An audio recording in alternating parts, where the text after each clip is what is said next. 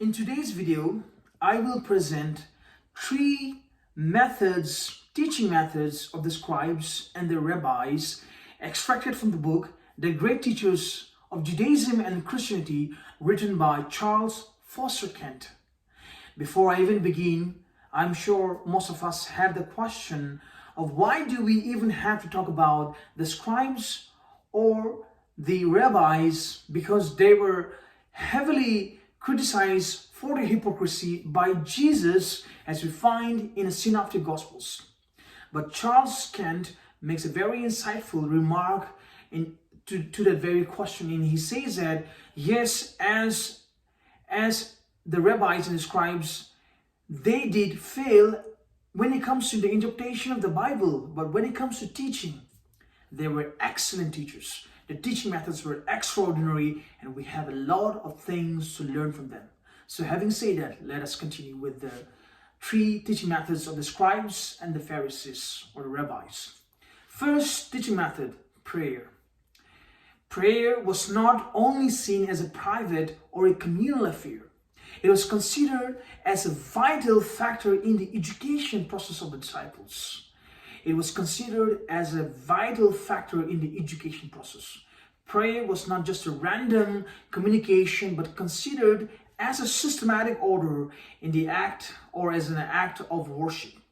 The how, the what, and the why of prayers were taught by the teachers to the disciples. So apart from teaching them what to pray about, the teachers also taught them how to pray and why should they even pray.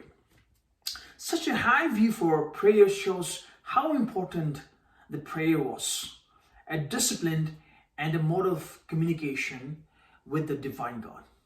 The next point is parables. Webster's dictionary defines parable as a short, fictitious story that illustrates a moral attitude or religious principle.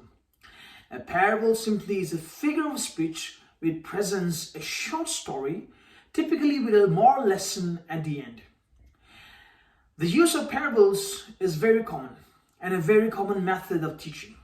It must be noted that Jesus uses a lot of parables as we find in the Gospels. Some of the parables are the parable of the sower, the parable of the weeds, the parable of the Good Samaritan.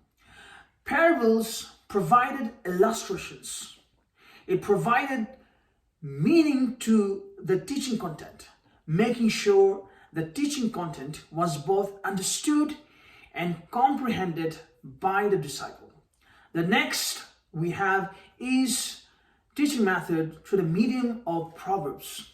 As we all know that the Proverbs is a very good book to read because it contains a lot of wise sayings which will make us wise and which will help us to learn more about the knowledge of God. Kent notes that Proverbs was one of the most favorite form of teachings of the rabbis. Teaching through Proverbs was an art of teaching passed on from the early rabbis and teachers to the next generation of rabbis and teachers. Through Proverbs, the rabbis taught some very significant truths of how to live life, both in a spiritual sense as well as in the physical sense.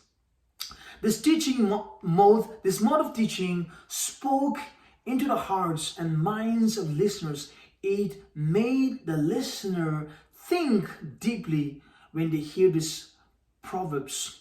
Proverbs prompted the heart, the mind, and the actions of the listener to think deeply about the connection that the very proverb has with them in their lives personally.